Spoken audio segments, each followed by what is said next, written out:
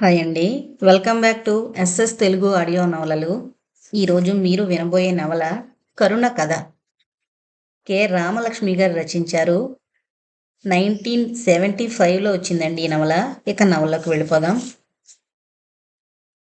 ఉన్న ఓపికనంతా కూడగట్టుకుని సముద్రపు కెరటాలు విరుచుకు పడుతున్నాయి. అవిరామ మెరుగని కెరటాల పరిశ్రమను చూస్తూ కూర్చుంది పూర్ణ. కాసేపటికి ఆమెకి చుట్టుపక్కల ఏం కనిపించడం మానేశాయి. తీక్షణంగా, తీవ్రంగా పోటీపడి ఒకదాని వెంట ఒకటి వస్తూ పోతోన్న కెరటాలని మనసులోనే లెక్కపెట్టడంలో నిమగ్నమైపోయింది. నీరెండ సమయంలో వచ్చి కూర్చున్న పూర్ణకి చీకట్లు అలుముకుంటున్నట్టు కూడా తెలియలేదు. జంతికలు, మురుగులు, సుండలు, వేరుశనక్కాయలు, బఠానీలు, వాళ్ల కేకల జోరు కూడా కాస్త తగ్గింది. వెలుగుని మింగేస్తూ చీకటి తెర పడుతోంది. తొలి నక్షత్రం కూడా మిణుకుమండానికి తాపత్రయపడుతోంది. ఉలిక్కి పడింది పూర్ణ. పక్కనే దగ్గరగా నిలబడి అమ్మీ సుండల్ అన్నాడు. వద్దు అనేసింది. ఆ ఉలికిపాటుకి పూర్ణ పెదవులు పొడారిపోయాయి. గుండె క్షణంసేపు దడదళ్లాడింది. తన పిరికితనానికి తానే నవ్వుకుని కనీ కనిపించని ఆ సమయంలో గడియారం కేసి చూసింది. 7 గంటలు కావస్తోంది. జనం గుంపులు గుంపులుగా చీకటి బొమ్మల్లాగా కదిలి వెళుతున్నారు. దగ్గరవుతూ క్రమేణా దూరమైపోతున్నాయి వాళ్ల మాటలు. పిల్లలు ఇసుక తన్నుకుంటూ పరుగులు తీస్తున్నారు. ఏంటి రంగా ఇంకా రాలేదు అని మనసులోనే ప్రశ్నించుకుంది.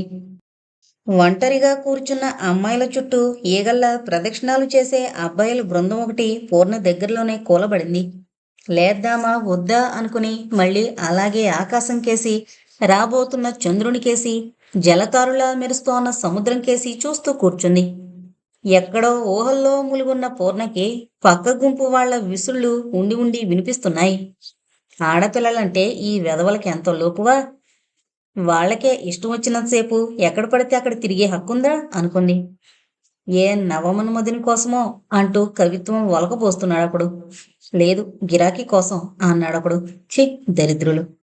ఆడపిల్ల ఒంటరిగా కూర్చుని ఆలోచించుకోకూడదు కాబోలు అనుకుంది పూర్ణ. సారీ పూర్ణ, ఆలస్యం చేశాను కదూ, లే అలా వెళ్ళి ముందు కాఫీ తాగుదాం అంటూ పూర్ణ పక్కనే కూలబడ్డాడు రంగారావు.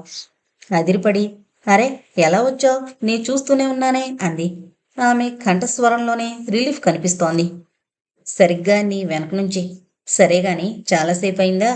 పూర్ణ చెయ్యి తన చేతిలోకి తీసుకుంటూ అడిగాడు రంగారావు. పక్కనున్న కుర్రకారు లాభం లేదురా, మరీ రౌడీలా ఉన్నాడు, తంతాడు కూడాను అనుకుంటూ నెమ్మదిగా అక్కడి నుంచి జారుకున్నారు. అవును, 5 గంటల లోపల ఇల్లు వదలవలసి వచ్చింది అంది పూర్ణ. వదలవలసి వచ్చిందా? గట్టిగా నవ్వాడు రంగారావు. నవ్వుతున్న అతని ముఖం కేసి చూస్తూ ఊరుకుంది పూర్ణ. కొంపదీసి పెళ్ళికొడుకు రాలేదు కదూ? వేళాకోళంగా అడిగాడు. పెళ్లివారుస్తున్నారు 5 తర్వాత నెమ్మదిగా అంది పూర్ణ.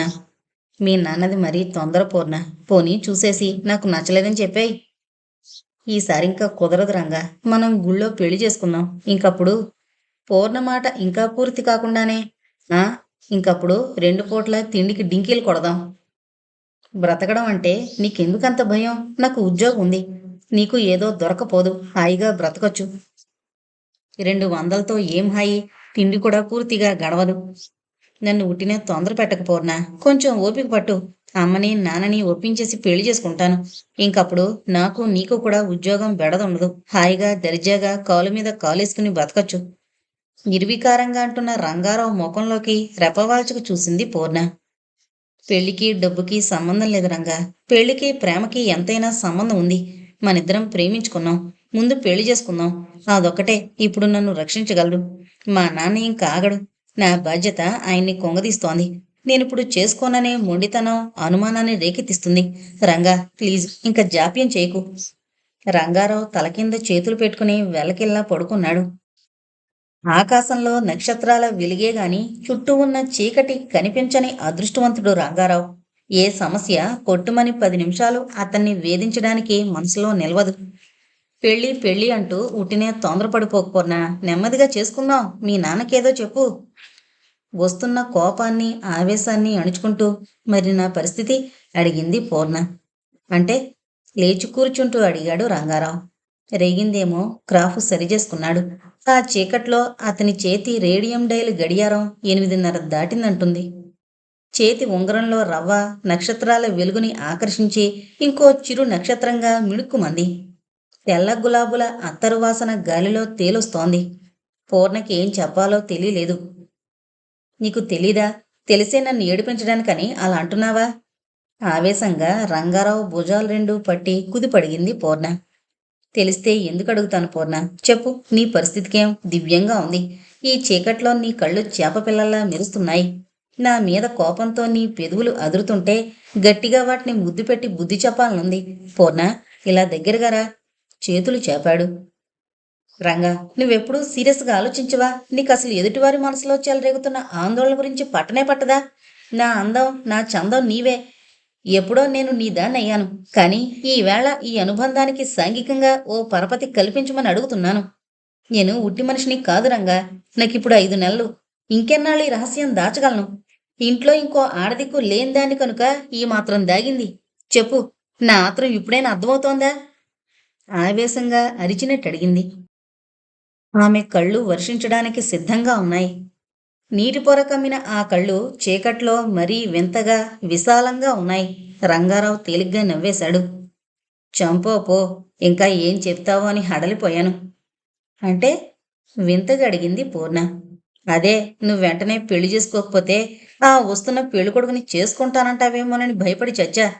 ఈ రోజుల్లో ఇదేం పెద్ద విషయమా? అబార్షన్ చేయించుకో. పూర్ణ ఆ మాటకి షాక్ అయిపోయింది. తను విన్నది నిజమేనా అన్న సంశయం కలిగింది. ఏంటి, అబార్షన్ చేయించుకోవాలా? తలూపాడు రంగారావు. అవును పూర్ణ, సుఖంగా బ్రతకాలంటే అదొక్కటే దారి. సుఖం ఒకటే కాదు రంగా, నాకు కావలసింది నా పాపకో తండ్రి కూడా కావాలి. పెళ్ళి పెళ్ళి అస్తమానం అదే గొడవ. పెళ్ళనగానే పెద్దల అనుమతి కావాలి. వాళ్ళింకా సాంప్రదాయం చెట్టుబండ్లు అంటూ జాతకం నక్షత్రం అంటూ చంపుతారు. పూర్ణ, ప్లీజ్, ఇలాగే ఎంతో హాయిగా ఉంది. నా మాట విను. ఆర్థికంగా నాకు ఆ ధైర్యం చిక్కగానే ఇంకెవరి అనుమతి అక్కరా ఉండదు. చిచ్చి, ఏం మనిషివి? ఎంత ధైర్యం చేయలేని వాడివి ఎందుకు ప్రేమించడం? మీరంతా ఇంతే. నమ్మిన ఆడదాన్ని మోసం చేయడం తప్పించి చిచ్చి. కోపమొద్దు పూర్ణ. కాలాన్ని పట్టి మారలేని మీ ఆడవాళ్లు ఇలాగే అంటారు. నేను నిన్ను మనసారా ప్రేమిస్తున్నాను. ప్రేమిస్తూనే ఉంటాను. కానీ పెళ్లికి నాకు వ్యవధి కావాలి. మరి నీ ఇష్టమింకా. లేవడానికి సిద్ధమయ్యాడు రంగారావు. పూర్ణ అతన్ని చొక్కా పట్టి ఆపింది. రంగా, మారడం అంటే నీ దృష్టిలో ఏంటి? ప్రేమించుకుంటూ కాలం గడిపేయడమా? పెళ్లి తలపెట్టకపోవడమా? అబార్షన్ చేయించుకోవడమా? ఇటు చూడు రంగా, ఆడదానికి మాతృత్వం అపురూపమైంది. దాని విలువ నీలాంటి వాళ్ళకేం తెలుస్తుంది? చొక్కా విడిపించుకున్నాడు రంగారావు. అతనికంటే ముందే పూర్ణ లేచి నిలబడింది. నా మాట విను. డబ్బు నేను సర్దుతాను. ఆవేశంలో పడిపోయి అనర్థాలు తెచ్చుకోకు. జేబులో చెయ్యి పెట్టబోతుంటే ఆ చెయ్యి ఒక్క లాగు లాగింది పూర్ణ. నీ డబ్బు నాకు అక్కర్లేదు. నీ నీ ప్రేమ నాకు అక్కర్లేదు. నీది ప్రేమ కాదు రంగారావు, నీది ప్రేమ కాదు. ప్రేమ త్యాగాల్ని కోరుతుంది. ప్రేమ ఆత్మీయతని కోరుతుంది. నీదంతా స్వార్థం. దాన్ని ప్రేమ అనుకో. ఈ ప్రపంచానికి నీ చెప్తా రంగారావు, నువ్వెవరవని. నీ అండ లేకుండా నా బిడ్డను పెంచుకుంటాను. నీ నీడ పడకుండా నా పాపని పెంచుతాను.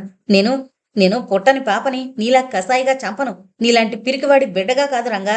నాలా హృదయం ఉన్న మనిషిలా, పౌరుషం ఉన్న మనిషిలా పెంచుకుంటాను నా పాపని. Good bye. నా ముఖం మళ్ళీ చూపించను అని విసురుగా సాగిపోయింది పూర్ణ. ఆమె వేసిన అడుగు విసురుకి రేగిన ఇసుక రేణువు రంగారావు కంట్లో పడింది. జేబులోంచి సిల్కు జేబురుమాలు తీసి కన్ను ఒత్తుకుంటూ నడిచి వెళ్ళిపోతున్న పూర్ణకేసి చూశాడు. ఆవేశమే గాని ఆలోచన లేదు పూర్ణ నీకు. నా మాట వినుంటే ఎంత బాగుండేది అనుకున్నాడు. పూర్ణని రేపు కలిసి ఒప్పిస్తాను అనుకుంటూ నీటి ఒడ్డుకి నడిచాడు రంగారావు. పాదాల అలికిడికి పీతలన్నీ గబగబా కన్నాల్లో దూరుతున్నాయి. చంద్రుడు బాగా పైకొచ్చాడు.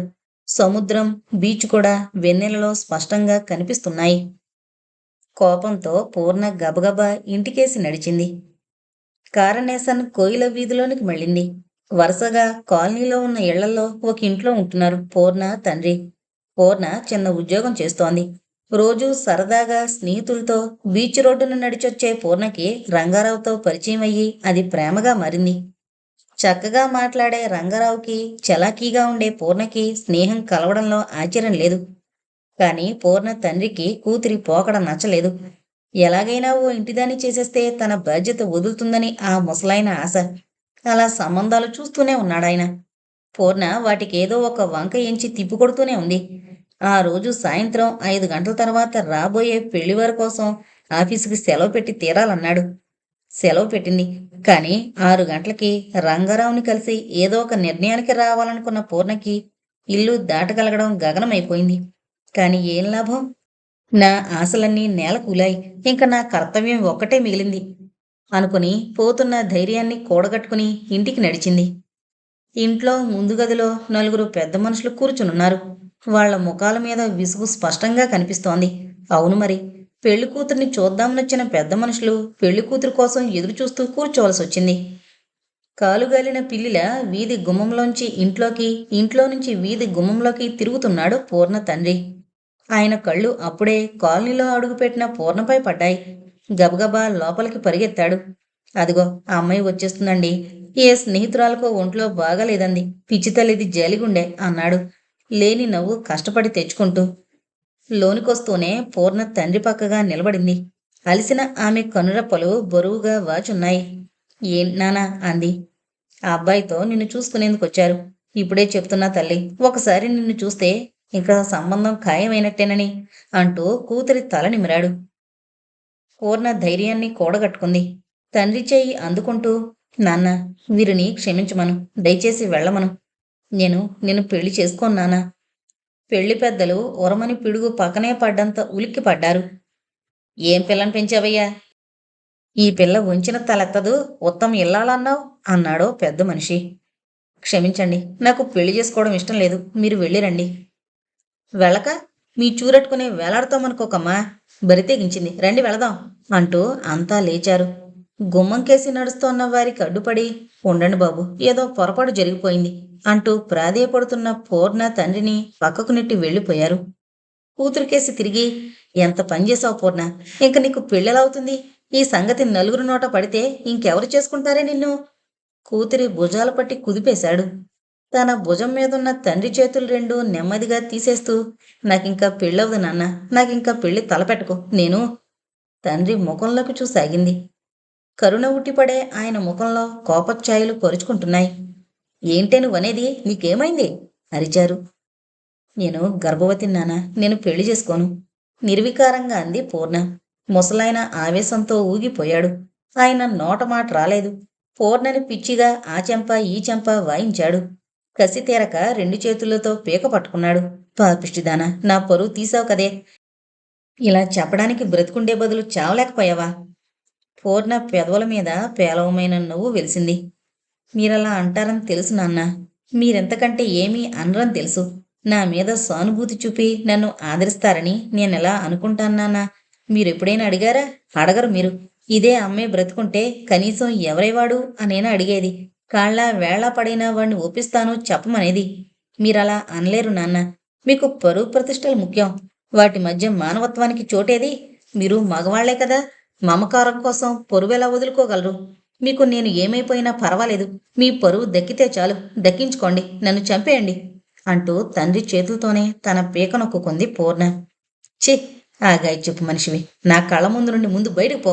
నా ఎదుటుంటే నేనేం చేస్తానో నాకే తెలీదు అంటూ తన చేతులు విదిలించుకుని పూర్ణని ఒక్క తోపు తోశాడు. పూర్ణ ఆ తోపుకి వెళ్లి గది గుమ్మంలో పడింది. పైపంచె దులిపి భుజాన వేసుకుని వీధి తలుపులు జేరవేసి బయటికి నడిచాడు పూర్ణ తండ్రి. చాలాసేపు అచేతనంగా అలాగే పడుకుంది పూర్ణ. ఆమె మెదడు ముద్దుబారిపోయింది. ఆమె మనసు ఆలోచించడం మానేసింది. లేచి మొహం కడుక్కుంది. తండ్రికి ఓ ఉత్తరం రాసిపెట్టింది. కట్టుబట్టలతో ధైర్యంగా ఆ చీకట్లో అడుగుపెట్టింది. చీకట్లోంచి వెలుగులోకి ప్రయాణం కట్టాననుకుంటూ గమ్యం తెలియని ప్రయాణం సాగించింది. కరుణ కరువైన ఈ సంఘంలో ఓ పూట అన్నం పెట్టడం, ఓ సానుభూతి వాక్యం పలకడమే దానకర్ణత్వమని, మానవత్వమని చెప్పి మురిసిపోతారని ఊహించలేదు పూర్ణ. ఎలాగో ప్రసవం దాకా కాలక్షేపం చెయ్యాలి. తర్వాత ఏదో ఉద్యోగంలో చేరాలి. అదే ఆమె ధ్యేయం. అక్కడక్కడ 1 పూట 2 పూటల పనికి కుదిరింది. కాని ఎక్కడైనా నిలబడి 4 పూటలు ఉండనివ్వనిది తన జాతేనని గ్రహించిన పూర్ణకి మరీ ఒళ్ళు మండిపోయింది. సాటి స్త్రీ మీద దయ లేకుండా, విచక్షణ లేకుండా ఎంతటి అభాండానైనా వేసి తోసేస్తారని గ్రహించడానికి అట్టే రోజులు పట్టలేదు పూర్ణకి. ఇంటి మగవాడు వెకిలిగా ప్రవర్తించినా ఇల్లాలకి పని మనిషి మీదే తప్పు కనిపిస్తుంది. నీ మొగుడలా పళ్ళికిలిస్తూ చూడొచ్చునా? ముందాయన గారిని ఓ దారి పెట్టు అన్నందుకు ఓ ఇల్లాలు తక్షణం పొమ్మంది. ఎక్కే గుమ్మం, దిగే గుమ్మంగా ఓ పూట తింటే 2 పూటలు లేకుండా ఎలాగో 2 నెలలు నెట్టింది పూర్ణ. నెలలు ముదరగా తిరిగే ఓపిక లేదు. నిస్సత్తువకు తోడు ధైర్యం సడలిపోతున్న సమయంలో ఓ పోలీసు సలహా ఇచ్చాడు. ఆ రోజు బాగా ఎండగా ఉంది. తల తిరిగిపోతోంది పూర్ణకి. ఎలాగో ఓ నీడని చేరాలన్న తాపత్రయంతో రోడ్డుకి అడ్డం పడింది. ఒక్క త్రుటిలో పక్కకి లాగేసి, ఉట్టి మనిషి కూడా కాదు, అలా గుడ్డిగా దాటేయడమేనా? విసుక్కున్నాడా పోలీసు. పూర్ణ అలసిన ముఖంలో కళ్ళు మూతలు పడిపోతున్నాయి. పోలీసే రిక్షా పిలిచి, ఈ రోడ్డు మలుపు తిరగగానే ఓ పెద్ద గేట్ ఉంటుంది. అక్కడే ముందు ఆఫీస్ ఉంటుంది. ఈమెనక్కడ వదులు అని చెప్పడం దాకా వింది పూర్ణ. తర్వాత తను ఎక్కడుందో తెలీదు. రిక్షాలో అలాగే కూలబడిపోయింది. తెలివొచ్చేసరికి పూర్ణ తెల్లని పక్క మీద ఉంది. చుట్టూ కలి చూసింది. ఓ 10 ఏళ్ల పిల్ల పక్కన కూర్చున్నదల్లా లేచి బయటకు పరిగెత్తింది. ఇంకో 2 నిమిషాల్లో ఓకామెని వెంటబెట్టుకుని వచ్చింది. ఏమ్మా, ఎలా ఉంది అని పలకరించిందామె. ఆమె కంఠస్వరం చాలా మృదువుగా ఉంది. పూర్ణ ఆమె ముఖంలోకి చూసింది. నీకేం పర్వాలేదమ్మా, ఇదో శరణాలయం, నేనిక్కడే ఉంటాను. ఎప్పుడనగా తిన్నావో, తినడానికి ఏదైనా తెమ్మన్నాను. అమ్మగారు, చాలా నెమ్మదిగా పిలిచింది పూర్ణ. ఏంటమ్మా, చెప్పు అంటూ మంచం మీద పక్కనే కూర్చున్నారు. పూర్ణ నడుం మీద చేయి వేసి రాస్తున్నారు. ఆ చేష్ట పూర్ణకి కళ్ళనీళ్లు తెప్పించింది. అమ్మగారు, ఇక్కడ నేను కొంతకాలం ఉండొచ్చా? ఏం, నీకెవరూ లేరా? నీ వాళ్ళ దగ్గరికి పంపించే ఏర్పాటు కావలిస్తే నేను చేస్తాను. నాకెవరూ లేరు. నేను పెళ్లి చేసుకుందామనుకున్న వ్యక్తికి పెళ్లి చేసుకునేందుకు ఓ జీవితకాలం వ్యవధి కావాలి. నా కడుపులో పెరుగుతున్న ఈ బిడ్డను నేను అన్యాయం చేయలేను. నేను ఈ బిడ్డను కంటాను, నేనే పెంచుకుంటాను. అప్పటిదాకా నాకింత ఆశ్రమిస్తారా? అర్థించింది పూర్ణ. వార్డెన్ అలాగే నడుం రాస్తూ కూర్చుంది. ఓ 5 నిమిషాలు ఆ గదిలో నిశ్శబ్దం తాండవించింది. అలాగే ఉందువుగాని, ఇక్కడే ఆ పని ఈ పని చేస్తూ కాలక్షేపం చేయి. పురుడయ్యాక మిగిలిన విషయాలు ఆలోచిద్దాం అంది వార్డెన్. ఆమె చేతిని అందుకొని ముద్దు పెట్టుకుంది పూర్ణ. చాలు, నాకీ మాత్రం ధైర్యమిస్తే చాలు. ముందు జీవితాన్ని ఎంతో హాయిగా ఎదుర్కోగలను అంది. వార్డెన్ పెదవుల మీద సన్నని నవ్వు వెలిసింది. లోకం కరుకుతనం ఇంకా చెవి చూడని పూర్ణ అమాయకత్వానికి కాబోలు సన్నని నవ్వు. పిల్లలతో పాటు నవ్వుతూ నవ్విస్తూ కాలం క్షణాల మీద గడిపేస్తోంది పూర్ణ. నెలలు నిండి అడుగులు భారమైన అక్కడ లభించిన ఆదరణకి ఉక్కిరిబిక్కిరవుతూ ఏ పని చేతనైతే ఆ పని చేస్తూ ప్రసవ సమయం కోసం ఎదురు చూస్తోంది. ఆ రోజు బాగా దట్టంగా మబ్బులు పట్టాయి. ఉరుములు మెరుపులతో ఆకాశం విరిగి నేల మీద ఒరుగుతుందా అన్నట్టుంది వాతావరణం. అప్పుడు ప్రారంభమయ్యాయి పూర్ణకి నొప్పులు. భగవంతుని వైచిత్రి కాకపోతే ఏ డాక్టర్కి అంతుపట్టని ఓ క్షణంలో ఈ కొత్త జీవికి మార్గం ఏర్పడ్డమేమిటి అనుకుంది పూర్ణ. వార్డెన్ చెయ్యి గట్టిగా పట్టుకుని, అమ్మా, నేను చచ్చిపోతే నా బిడ్డను పెంచుతావా? ఎక్కడా వదిలేవు కదూ అంటూ బాధగా అడుగుతోంది. వార్డెన్ ధైర్యం చెప్పింది. నీకేం పర్వాలేదు, ధైర్యంగా ఉండు పూర్ణ. ఏది ఇంకో 10 నిమిషాలు ఈ బాధనంతా మరిపించేసే పసిబిడ్డను చూపిస్తానుగా అంటూ పూర్ణ నుదుటి పట్టిన చెమటలు తుడిచింది. పూర్ణ గావు కేకతో పాటు పసిబిడ్డ ఏడుపు కలిసిపోయింది. ప్రకృతి బీభత్సంలో ఈ పసిబిడ్డ ఏడుపు స్పష్టంగా వినిపిస్తోంది. ఆడపిల్ల. కళ్ళు ముక్కు తీరుగా ఉండి అప్పుడే గట్టిగా గుక్కపెట్టి ఏడుస్తోంది. రిజిస్టర్లో పూర్ణ వివరాలు, బిడ్డ పుట్టిన సమయం రాసి తండ్రి అని ఉన్న దగ్గర ఏం రాయకుండా వదిలింది వార్డెన్.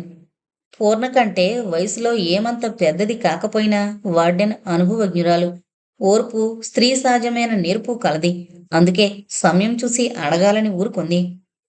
పూర్ణ పాపని చూసి మురిసిపోయింది. ఇంకా ముందు జీవితాన్ని నిబ్బరంగా ఎదుర్కొంటాను అనుకుంది. రోజు పేపర్లు చూస్తూ ఏవైనా అవకాశాలు ఉన్నాయేమోనని చూస్తోంది. ఓసారి ఉద్యోగానికి పిలుపొచ్చింది. పచ్చి బాలింత అయినా పూర్ణ ఆ ఉద్యోగమేంటో తెలుసుకుని చేరే అవకాశం ఉంటే చేరాలని నిర్ణయించుకుంది. ఇంతటి మంచితనాన్ని నొప్పించకుండా వార్డెన్కి తను భారం కాకుండా ఉండాలని ఆమె తపన. అప్పుడే ఎందుకు, ఇంకో నెల రోజులు పోని అంది వార్డెన్. పర్వాలేదమ్మా, నాకు కష్టంగా లేదు. ఈ ఉద్యోగం దొరికితే మీ రుణం తీర్చుకుంటాను అని ధైర్యంగా లేచి తలదూకుంది. పూర్ణ వార్డెనిచ్చిన చీర కట్టుకుని ఆమె పాదాలకి నమస్కరించింది. నాకు తప్పక ఉద్యోగం రావాలని ఆశీర్వదించండి అంది. తప్పకుండా దొరుకుతుంది. నీలాంటి ధైర్యం కల స్త్రీలు 10 మంది ఉంటే చాలు, ఈ సంఘం ఎంతో బాగుండేది అంటూ పూర్ణతాల నిమిరింది. మీలాంటి చల్లని నీడ దొరికింది నాకు. నాకింకే భయం లేదమ్మా. నా కాళ్ళ మీద నేను నిలబడి పాపని పెంచుకుంటాను. అలాగే నీ ప్రయత్నం ఫలించాలని దేవుణ్ణి ప్రార్థిస్తాను పూర్ణ. ఇంతకీ పాపని ఏమని పిలుస్తావు? కుతూహలంగా అడిగారామె. కరుణ అని పిలుస్తానమ్మా. స్త్రీజాతికి ముఖ్యంగా కావలసిందదే.